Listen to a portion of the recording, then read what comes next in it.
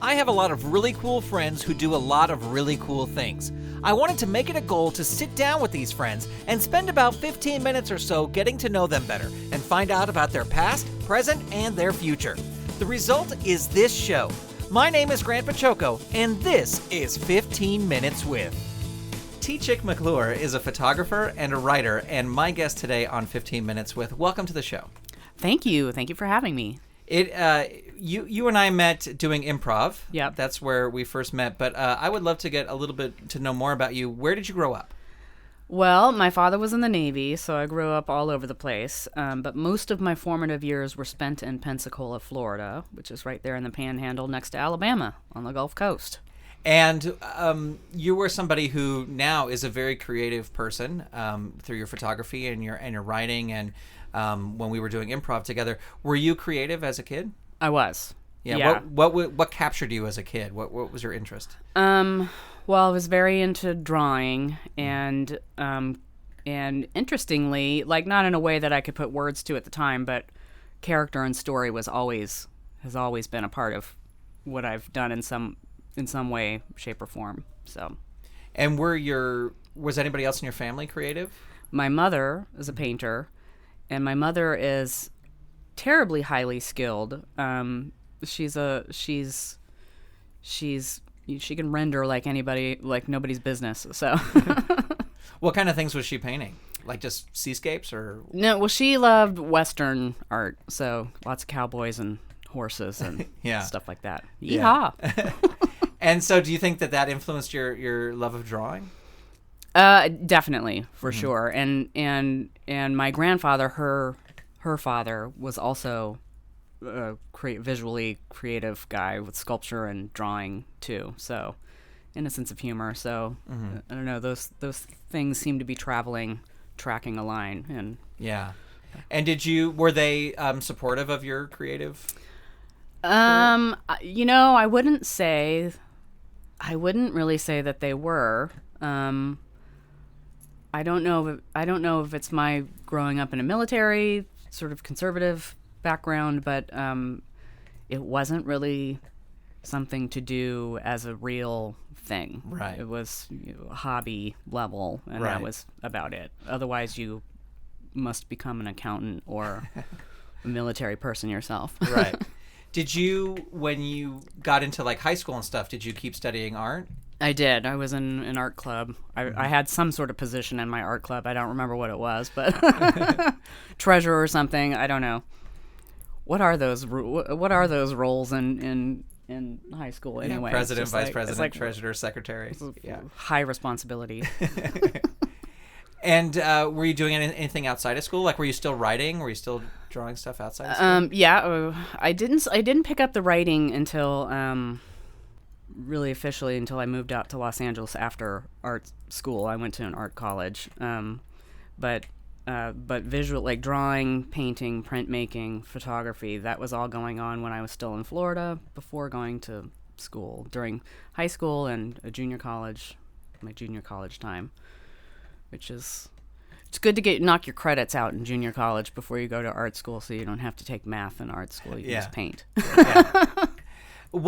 So you started photography relatively early. Do you remember like what you were first taking pictures of? Because right now, I mean, we'll get to this. Right now, your photographs are very much of people. Yes. At least the public ones that you show. Were you taking photographs of people back then as well? I was.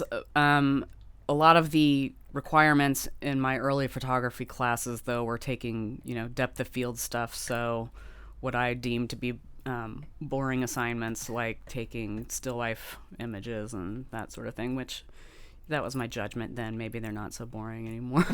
but my drive was always with people. Always communicating some sort of story or what's going on in somebody's face or behind somebody's eyes, Yeah. What do you think is something that you learned back then that has stuck with you all this time in terms of photography? Composition. I had this really amazing teacher in my junior college she was my drawing teacher, but her approach to all visual art was, there wasn't really any distinction between mediums. It was like composition and storytelling and so I guess what I'm trying to get to is like more of like that emotional connection to whatever it is. The medium isn't necessarily the important piece of it. So you mentioned painting and photography, but you said visual arts. Did you also do sculpting as well? Did you as a part of my education? I did. Yeah. So yeah, it's weird. I've done everything. I've really sort of done everything. Yeah. So sculpting, but even in sculpture, photography, painting, printmaking, like it's really that what is going on with really a story and a character kind of thing. Mm-hmm. So if I'm sculpting a figure, it's like communicating something beyond, something emotional beyond whatever the medium or the technique is. And I often find too, like, I don't know that maybe this is off topic, but what I feel like some people, when they're approaching something, they kind of know where they're going, they know what they're getting at, they're drawing what's in their head. I am completely not like that, and I get often sort of frustrated, but my process is really, I have to find it. It's almost like I'm digging it out or excavating it, putting lines down, taking them away. When I work a photographic image, it's the same thing. Like, there's a lot of processing that I'll do with the image, working of the image, but I'm like putting it down, taking it away, putting it down, taking it away, try to like discover it, because I don't know what it looks like ahead of time, and maybe I'm making assumptions that people in general like kind of have that, like, oh, I see it in my head, I'm gonna draw it down on paper, and boom, there it is. But I would love that to be the case with me, but that's so not the case with me. Yeah. So. Yeah. What inspired you to move out here to Southern California? Well, my very first, what I like to refer to as my exodus from Florida, was to go to art school in Chicago. I was accepted to the School of the Art Institute of Chicago, and was in their painting and drawing program. But while I was there, I would go to Second City as an audience member, and I sort of, behind in my head there was like, oh, I'm really interested in this because of the storytelling and the characters, and it was something that I wanted to do but hadn't copped to yet. So when I moved from Chicago to LA, then I did some research on some improv places to check out, and then I checked out the Groundlings Theater and got involved there, and eventually was in the Sunday Company for a little bit, but I sort of copped to that when I moved to LA, and maybe my going to LA from Chicago was some sort of like I had to be here because of that part of it. I don't know. Yeah. So studying at the Groundlings, you were there for quite some time, and like when I think I met you maybe after you had been in the Groundlings, but you're just a very funny improviser and always had a fun time performing in scenes with you. What do you think you learned through the Groundlings that has helped in your art, like in the photography? Do you think there's anything that you took away? Well, it's definitely helped. It's definitely helped storytelling for sure. It just sort of naturally comes out visually, and I'm also not so much in my own way. Like I can be more in the moment and sort of yes and myself, this mistake or whatever has happened in this, and I'll just take that and go with it without any consideration at all. So I'm less halted. It's like I'm in a channel. We can just yes and, and then you just go with whatever happens. Yeah, just go with it. And then my writing was very benefited by improv, and just having learned those structures in terms of writing sketch, even though it's sketch. If I'm writing something that's larger, like an essay or something, I guess it's kind of a similar thing. It's a yes and situation. I just like to tell a story and communicate something about a character, or whether that character's me, or if I'm taking a shot of somebody else, which is somehow actually me. Or, reflection. It's a Did you like because you said when you were a young kid you enjoyed writing, but did like the Groundlings kind of enforce that even more? Did that like really reinvigorate you? It felt so natural and like I was in this world I was always supposed to be in. It was like I was like home, or in a lot of ways, with improv and writing as I learned it, to applying it to sketch and shorter form stuff like essays.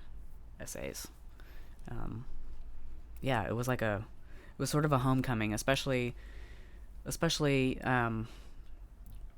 my family not being all that supportive of being in the arts as an actual career, or just having, living in a place where it's not so sort of constrained with social, political stuff, which was maybe my experience in Florida. It was very conservative.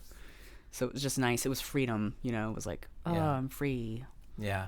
Before we started recording, you mentioned about you're very self-critical of your writing. And I think a lot of artists are, like I am, if I'm, I will really beat myself up. Yeah. But you talked about how, I would just love you to speak on this again on the podcast here, is how photography has kind of freed you from that, or at least loosened that up. Yeah, it is so interesting. So I love writing, and I love the end product. I love the process of writing too. But I love writing. So what I'm about to say doesn't mean like I hate writing because it's so hard. But my experience with it is I am so critical from the very, very beginning that it's sort of like the self-flagellating experience. Like I'm very incredibly hard on myself while I'm in the process of writing, which is, it's hard to do that and be that way so much of my creative time when I'm focused on writing something. So I've decided to take a break, and I haven't really written anything in maybe almost a year, and decided that I was just going to focus on my photography. And the interesting thing is like I don't have that. I have a critical eye, but I don't have the same weird, loathing, self-flagellation stuff that I do with writing with photography. Like I can just take the image and be settled with that image and working the image and finding the image, but it's not an experience of you're so horrible and what are you even doing this for, which is what writing can be sometimes, and it's so exhausting. So what I'm hoping is this freedom that I have with photography, where I'm not self-flagellating, has been such a I don't know, it's been so sort of eye-opening that I'm hoping when I do go back to writing a piece that I can take some of this easiness and appropriate critical eye with me to the writing process. So it's going to be so awesome to write something again after this time off, and see how my experience with photography can sort of feed into what my hopeful new experience with writing will be. Yeah. Well, one thing when I knew that when you so graciously agreed to come on the show. Thanks for having me. And the one thing I wanted to ask you about is you're somebody who strikes me as you're sort of fearless. Like you'll if there's something, you'll do it. You'll jump into it and you'll do it. And to me, one of the examples of this, and this may be why I think of you this way, is you were involved in a show out here called Accomplice, which if people don't know, it's kind of hard to explain, but it is sort of like a live action theater piece on Hollywood Boulevard. Yes. And multiple locations, and you run up and down Hollywood Boulevard, and you interact with these people who just look like they're random people, but they're actually part of this big mystery, and it's a lot of fun. Yeah. And I don't want to give anything away about any spoilers about the show, but you were playing an actor playing a homeless person, but you were actually like out on the street. Like, yeah. That took like when we saw you because we went through it once, Allison and I, and man, when we saw what you were doing, and you're just out there all day on the street as pretending you're a homeless person. Yeah, well, that was a very interesting experience at a really interesting time of my life too. I was playing an actor that was a part of this show, but an actor playing. I don't know if the show is running right now. I don't know if I'm going to give anything away, but playing I'll just say it. I was playing an actor playing a mentally ill homeless woman preparing for a role on the streets of Hollywood. Yeah. But I'm really on the streets of Hollywood, and I am really wearing my costume that is completely tattered, that I haven't washed in 2 years. I don't know how long I was doing that show, but I didn't wash my costume once. Smelling the part, looking the part, and you would get there would usually be between 6 and 8 groups that would run through the show, on each day. So I had basically 6 to 8 performances to do when people arrived, getting whatever it was that they were supposed to get from me.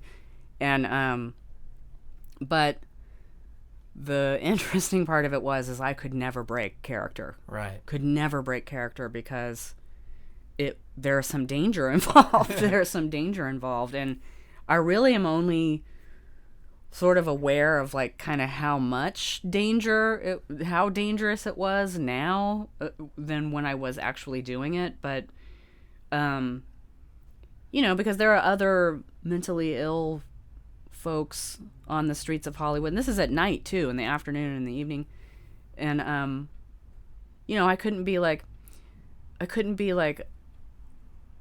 oh yeah, I'm not this mentally ill homeless person. I'm just an actor, and please beat me up now. You know what I mean? Right. So I couldn't break. Yeah. So I had friends, I had buddies out there, other homeless folks, that knew me as this. I mean, it's kind of, in some ways, it's a little bit like of a maybe sort of creepy experience on some level now too. Just thinking about like how inauthentic sort of I would have to be in order to sort of not be offensive to the guys that know me as this other street person. Yeah. But the craziest thing is, and this was really eye-opening to me as a human being out in the world myself, like what are my assumptions of people and what are people's assumptions of me? Because playing that character out in the world, like I would approach people and talk directly to people, and you couldn't be more invisible than I was. Totally interesting experience for me, socially speaking, just because it, like what are my assumptions about anybody, but what are my assumptions about homeless folks, or like it was really weird to be totally, absolutely, positively invisible. Yeah. Like speaking to somebody and you are not there. Like, crazy, trippy. Yeah. Well, I would like to, as we're wrapping up here, talk about your photography, because that seems to be just, it's an incredible passion, and just on, I follow you on Facebook and on Instagram and stuff, and the pictures you post are just amazing. Thank you. Thank you. Do you have I don't want to say because most of your pictures are of people. So do you have a focus right now? Is like people? Yeah, I do. I'm really focused on people. I have a couple of things running. I have like 3 kind of things I'm putting down and finding, like taking finding my way. Right. But I have a thing with textures and with liquids that I'm doing with people. I used to have people be very stoic when I poured things over their head. You'll have to look at the images, I guess. But now it's like, let's see what it's like when you have an actual natural response to what's happening. But anyway, so I have that, and then I have this exploration I'm doing with people being emotional and authentic and vulnerable, and that can take any form. It doesn't necessarily have to be, tears, but some sort of like authentic emotionality I'm trying to capture. And then this may be interesting to your listeners, but I am transitioning. So right now I'm documenting my transition over time. So I'm taking a portrait of myself once a week throughout my transition from female to male. So that's going to be an interesting thing to look at in a few years. Yeah, and a few months. Yeah, was that just I'm going through this, I want to document it, I want to have a record of it? Yeah, and I want to, a lot of people document their transitions, and that's great, but I'm trying to find something in there. I'm not sure that I've sort of grabbed it exactly yet, but I'm trying to find something within these self-portraits that sort of communicates something broader, and I have some other work that I'm doing with this in mind that deals with my body. I have not released those images yet, but I'm sort of working on some other stuff that I haven't put out publicly yet, dealing with my relationship with my own body. So, well, I think to me, like your role in The Accomplice, I mean, it's just very brave and very fearless is what I'm saying. It's like it's fearless to do a very scary thing, but you're doing it. And that is just amazing. And I think all your pictures are very and I'm not saying this in hopefully you take this in the right way, but you have pictures of people with like candy and sprinkles over their face, and they're very fun and they're very funny. But then on the other end, you have pictures of people bawling, and you have your own very personal pictures. So I don't know. It's just, your photography is really amazing. Oh, thank you so much. Where can people go to see that? If they go to tchickphoto.com, that will take them to my images. Yeah, we'll put a link to that in the show notes.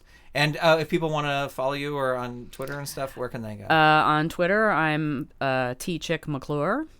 So, and then Instagram, I'm tchickphoto. And then my website again is tchickphoto.com. Awesome. Well, I want everybody to go check them out because really amazing. Oh, thanks.